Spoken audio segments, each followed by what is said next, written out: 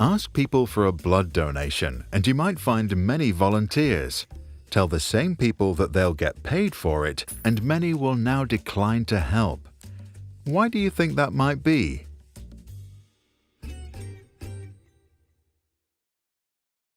Self-determination theory argues that we do what we do because we are motivated by three basic needs that drive our behavior more than anything else. First comes autonomy. We desire to have the freedom of making our own choices and not be forced to do something we don't want. Second is competence. We want to feel that we have the skills required to do the work ourselves and not be confronted with tasks that we don't understand. Third is connection. We want to experience a sense of belonging, of being needed, and not feel useless or like an outsider. We can think of motivation ranging from non-self-determined to self-determined. On the left, we have amotivation. In the center, extrinsic motivation. And on the right, intrinsic motivation. In terms of quality, they range from lower forms to higher forms. Along this spectrum are, according to self-determination theory, 6 distinct types, represented here by Anton, Mary, Tai Chi, Abani, John, and Lalisa, who all have to study for a major exam.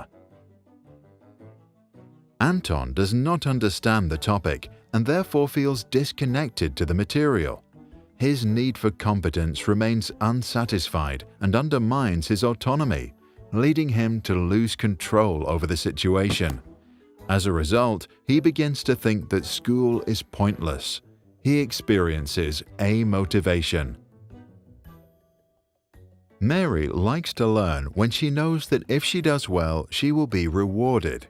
But when no one is around to stimulate her, she feels disconnected. Mary is not autonomous in her studies because she needs rewards that regulate her behavior externally, a job her mother usually does.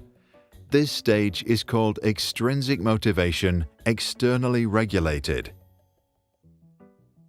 Tai Chi strives to win or match the performance of others. When he's not among the top, his desires for competence and autonomy are not satisfied. He feels guilty when he can't be as good as others. The root of his behavior is therefore external. This stage is known as extrinsic motivation, introjected regulation. Abani values learning and sees herself as a good student. To her, getting good grades is important because it confirms her self-image.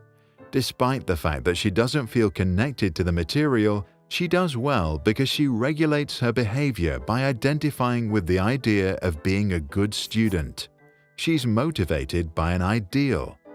This stage is called extrinsic motivation, regulation through identification. John thinks learning is important because it makes him a better human being. To develop his intellect and become the best version of himself, he tries to understand things, even if they are boring. He feels connected and competent. But since his behavior is regulated by the desire to live up to an idea, he is still not fully autonomous. This stage is known as extrinsic motivation, integrated regulation.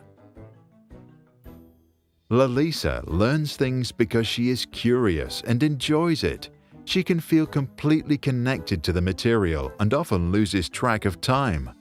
Studying gives her a deep sense of satisfaction. She experiences complete autonomy and as a result of her intrinsic interests, develops the highest forms of competence. Now we speak of intrinsic motivation. Regardless of where we are along the spectrum, we all have complex human minds with changing interests and conflicting desires. Doing one thing, we may feel fully motivated, autonomous, competent, and connected. But then, the next day, life gets in the way and robs us of our 3 basic needs. We feel nothing but amotivation. To regain your self-determination, you might want to take a break, seek a change in environment, or connect with other people.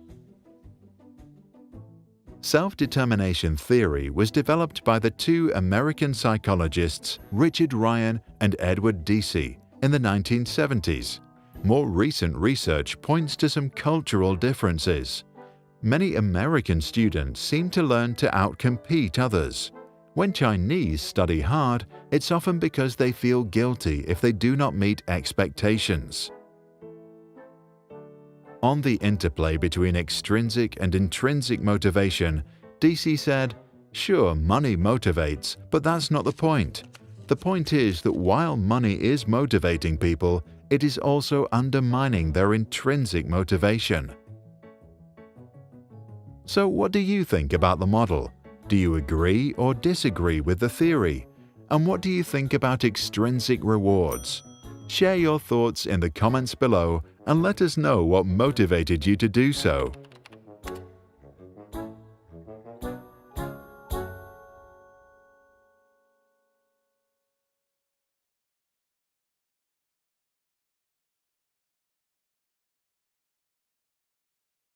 This and all other Sprouts videos are licensed under Creative Commons. That means teachers from all around the world can use them in classrooms, online courses, or to start projects. And today, thousands already do. To learn how it works and download this video without ads or background music, check out our website or read the description below. If you want to support our mission and help change education, visit our Patreon. That's patreon.com/sprouts.